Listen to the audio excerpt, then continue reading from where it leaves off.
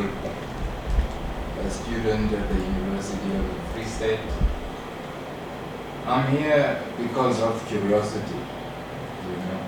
As a scientist at the university there, I understand that some words they use as commoditization of the internet. They say the internet is free. We in Bloemfontein already know that 12 months where go KFC, go McDonald's, you do get some form of free internet. So I came here to understand how free the internet, the friends of the internet say the internet is. So good to be here. Thanks, Paul. I don't know what to say. Hey everyone, I'm Sands. I am a radio broadcaster and I work at a community radio station here in Bloem. I'm here because I want the internet to be free. You know, data is expensive to begin with, you know. And because I work at a community radio station, I've realized that a lot of people in our communities don't have access to the internet. You would say, please send me an email if you want to be part of the show or if you want to share with me. But young kids would ask you, how can I have access to email, you know, small things such as an email. So I think it would be very vital if the internet is free for all, rich or poor, and for our communities as well. It would empower communities.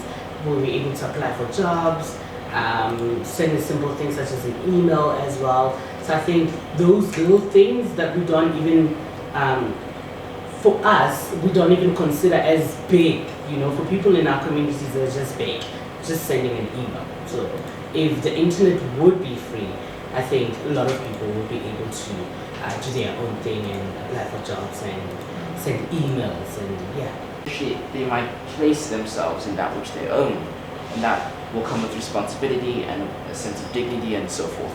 That's why, for instance, when we talk about food, we do this thing called food sovereignty, which is food gardens, and people actually grow food that they're going to consume, which is alternative to a food bank, which is taking food from the corporations that create hunger by overpricing food and distributing it. So maybe one way to address this, if you want to address this culture of dependency, is to give people the things that they won't have to be dependent anymore. You know, they'll give a man a fish kind of analogy. That's one answer. I don't know if you've heard of Michael Tellinger. Michael Tellinger is about human liberation as a whole, forgetting about the racial tension, forgetting about the minorities, just the liberation of human beings from the devil in the detail. And so his concept is, he started off with a political party called the Ubuntu Movement Party. The Ubuntu Movement Party had a seat in parliament up in South Africa. For some time they've been running and eventually got enough votes and they were having a seat. So today he's got a concept he calls the one small town. This is like creating a system of governance within the system of governance, where the concept Tsiama is talking about is made effective. So I think if maybe you look into the one small town, he's currently working with mayors and kings to try and implement this one small town concept. Kuruman is going to be an example of that. What specifically do they do? They are going to be having subsistence farming, they are going to be having, if you look at the structure of government, he will be working with people that want to get involved into the one small town concept and basically a digital form of currency away from the manipulated currencies. So it's like very different, lots of very different ideas. Yes, lots of very different ideas mashed into one concept. Because understanding that we live in a capitalist system, you have to either adapt or die, or you mean, look at the concept you're talking about. You want to farm food, you want to provide food to the people. How long are you going to do that? My question is, so how does the ownership model work? So is it done with municipal land and then community members assist the municipality with community gardens, for instance? Yeah, so volunteer work. Is that what you're saying? Volunteer work and volunteer seats, volunteer labor. So I think the son's question is, even within an initiative like that, how do we recruit volunteers if the volunteers don't feel like giving but only feel like receiving? Yeah. So with the one small town concept, there's like an incentive where people are, you say anarchist, where people are identified as the one small town people and sharing a social ideology where they are eventually going to be independent of the ups and downs of whatever government they'll be in the jurisdiction of. So it's Lebanon is one of the places currently going to be implementing the one small town. The United States, Canada, Kuruman here in South Africa. The mayor of Kuruman is currently in the talks. I think by August we'll be seeing something happen there. They'll be having like there's a presentation. Maybe if during one of these, more about this. Yeah. Expansive. Maybe during one of these breaks we can watch such presentations and we can see what this one small town concept is all about. As a social activist, you are welcome to advocate or be active in any way, shape, or form that you feel you should be, right? And I'm not one to judge and say that you can't call yourself a social activist because you're doing 1, 2, 3, 4, 5. But for example, there are people who are okay with just changing the frame on their Facebook image.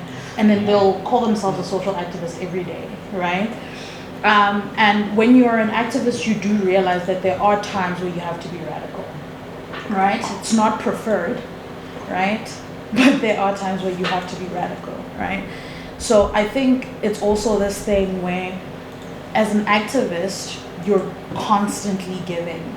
And then you meet with people who, being called, like the title means more than the work. Yeah. You get what I'm saying? So it's a question of reliability, of like when we mobilize, will this person show up? You know, when we do 1, 2, 3, 4, 5, will this person show up for you? Will this person be like, will this person be Peter and deny you in front of people? Like, it's a question of that, and it's a question of reliability. So I guess, like, we have to build our networks and our connections where we can, and suss out the reliable people and the people who aren't as reliable, like, somehow. And you know, Because even in these communities, there will be people who will manipulate the system and find loopholes. But they too also matter. I understand what you're doing saying. the work. I understand what you're saying. Like, I mean, you're right. Some issues are esoteric. When you go to someone who does not have food, shelter, water, and you're trying to talk to them about how corporations are collecting their information, it can seem disconnected from the most immediate struggles they face. However, for starters, they are connected. Corporations that control the digital environment are going to affect your life. So you'll find that Microsoft or Amazon, for instance, will shut down local industries in your area. I mean, if Amazon does come to South Africa, you and I have spoken about this. What does it mean about other retailers and their ability to sell things? Like if you know, that's like malls destroyed local traders. Local traders can't sell things because everyone's buying it from malls. The online environment's doing the same thing. If everyone's buying things from Amazon, who's buying things from you, who makes craft, who makes clothing? So it does affect you. It's just that we haven't communicated all these tech company issues in that way. But for the more esoteric things, I agree. They're more middle class sensibilities than for the poorest of people in the country. But I would say that big tech and how big tech are moving does affect the poorest of people. I mean, if Amazon comes to South Africa, it will become an employer, of course. After it shuts down all its competitors, now people will be forced to be employed by Amazon, and you know, Amazon's not going to give them bathroom breaks, and it's going to be quite impressive. That's how they are and how they treat tech workers around the world. You've seen this recent scandal about how Facebook has created a functional African sweatshop with laborers in Kenya. So I do feel like these issues do affect the poorest of people in the country. I do think that a lot of the conversation that ends up happening online is dominated by people who have internet and who are more privileged and who have the language to communicate the kind of frustrations that they deal with. And so the whole focus on privacy, we need privacy, which is correct, we do need privacy, right? You're right that word privacy won't resonate as much with someone who never had privacy to start off with, and the violation of their various rights are a constant experience for them. But I do think technology does affect the poorest of people. So some movements I think they can connect to, Data Must Fall in South Africa was a very popular movement across class groups. It's something that connects us all. This conference today is about free internet, so obviously it's something that connects all of us together. But I also think big tech, if we talk about big tech like as a for-profit company that's oppressing people, that's hurting workers, that's hurting all of us, that's also something that can connect us all, which is why I like the themes we work on in terms of digital colonialism, because it suggests that that's not just a middle class issue. It's not just, oh, I want privacy. It is, these tech companies are doing lots of bad things that hurt all of us, you know, and that message personally resonates. Like when I talk to people, it does resonate. There is this sense of, I don't want to be living in the situation I'm living in. And if tech companies are part of the problem and a part of the reason why I'm suffering, then I don't like those companies either. All right.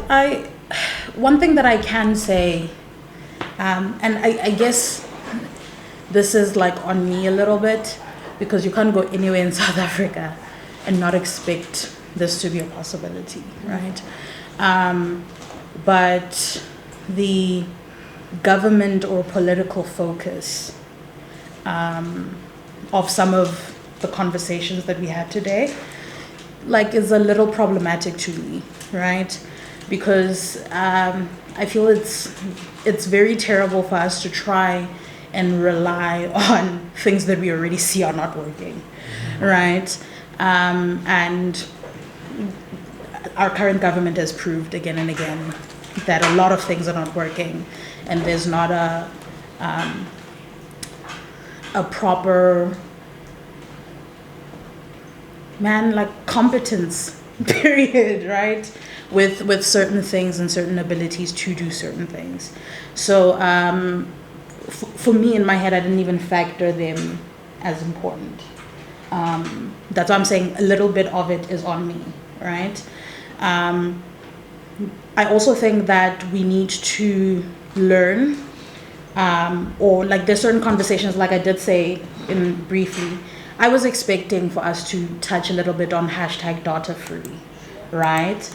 And for those who don't know, Data Free is an organization that is from Australia. So they're actually an Australian company. And they're not a company in the sense of a for-profit. They're what we call a social enterprise. That, yes, even if they're making a profit, the profit doesn't go to shareholders. It goes back into the business in order to create a specific social impact. You understand?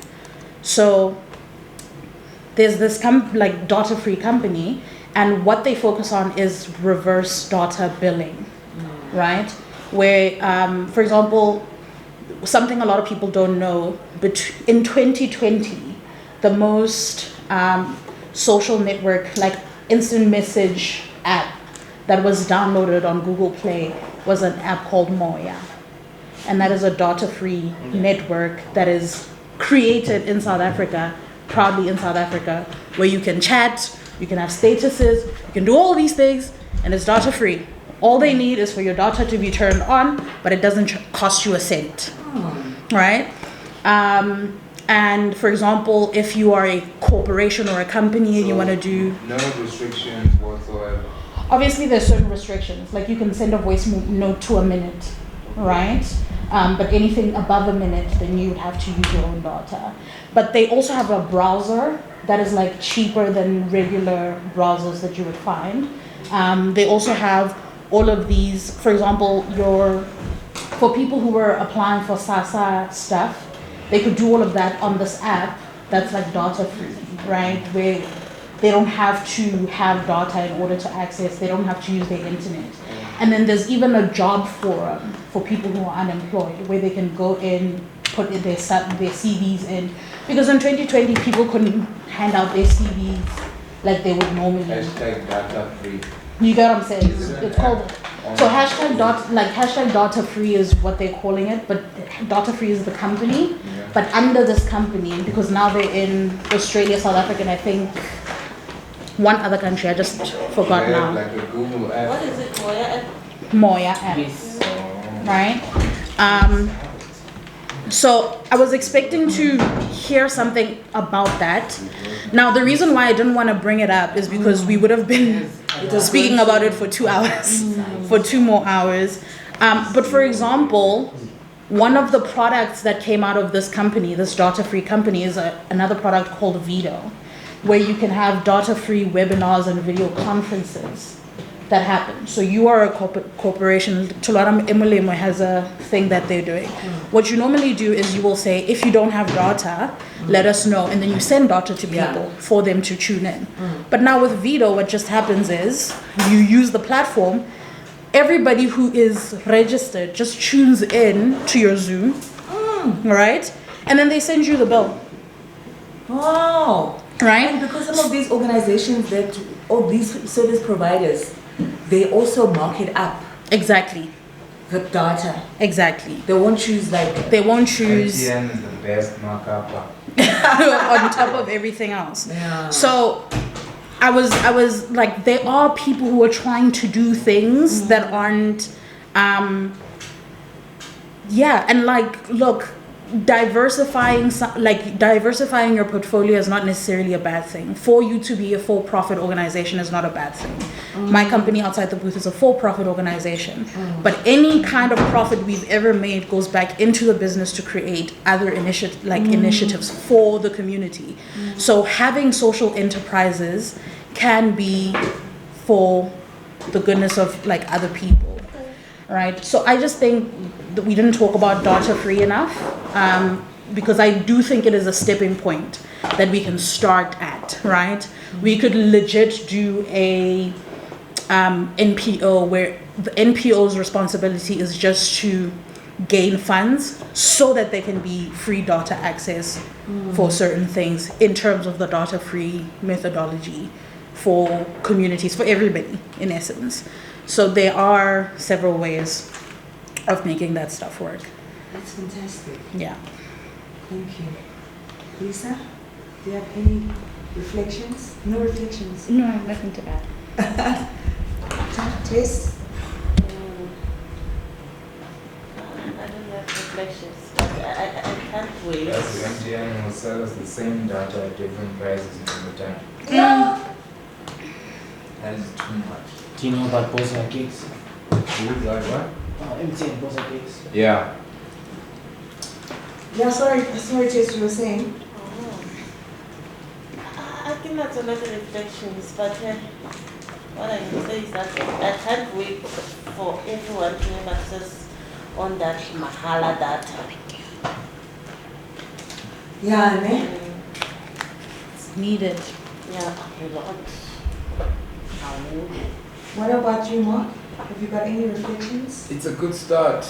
It's a good start. I mean, big tech is big tech. Elon Musk has upped the gig. For instance, when it comes to this internet service providers, he is now internet service providing the world using fast satellite internet. That is infrastructure superseding any form of superstructure. You just buy and subscribe and you've got internet remotely. That is a huge challenge for people about attacking free internet if they don't attack people like Elon Musk. So saying data is about free and Elon Musk wants to make profit is going to make it very difficult. Maybe going back to what that lady was saying as to defining what free means. Who free Tholwana can be maybe a package of data given to a person daily. That would be free to Elon Musk, not about the uncapped to that extent. That's workable to big tech, and at this point getting free internet to everyone. Funeka sisebenzisane nabantu abane-infrastructure like Elon Musk, and we're off to a good start. Hopefully. Yeah, thanks, man.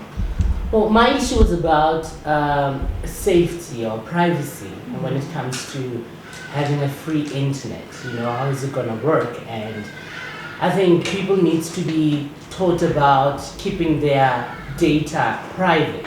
You know, one of the panelists talked about encrypted, whatever those big words, tech words, and so I think if the internet would be free and people would be taught as well how to be safe while using the free internet and what to post about, what not to post about. Children as well when it comes to internet as well, you know. I think maybe it should be regulated and someone should, maybe parents as well, have a look at what their kids use the internet for as well, because at that time it would be free, right? And as much as I've said in the beginning that free internet would help communities in terms of, you know, finding work, doing this and that, but when it comes to safety, I think the community as well will need to be taught about privacy and their safety on the internet as well. Thank you. I think it was a really good introduction to some of these issues. I think that they covered a broad range of many different stuff, and as speakers, many of us, as speakers, many of us, I think, were not as well prepared as we should have been, and the engagements didn't lead to lots of tangible steps. It's very unclear what the next step is. I mean, there's a document which is like a manifesto, kind of just words, you know. So I don't know if I agree entirely that this was not a talk shop. I think any observer would call it a talk shop. But I do feel hopeful that something can come out of it. We networked, there's different provinces working together. A lot of the time, provinces work in silos. So now the different provinces are connected. And now it's the responsibility of us who are in this province to grow it locally. Then when we go back to the national structure, we're going back with more people, with more progress. But obviously to do that, we need to do what everyone else is doing in their area. So we can't just do what we want here, and they do what they want. We should be coordinated. But to get coordinated, we need to decide on what our program of action is. Exactly. And to decide what our program of action is, we need to do something that's not just talking. Yeah. We need to plan. So I'm not Tons of networking. exactly. So I think the next step now is to do that planning. So before we go to the ground and just do whatever, we should be doing the same thing as the others. But yeah, it was helpful. I just researched this data-free app, Moya, and I went through like their documentation. So it looks like the financial side of things is adverts. So they have adverts that they give to users on the app, and I suppose that's how they pay for it. Yeah. And surveys, you Yeah. can choose to do a survey if you want to.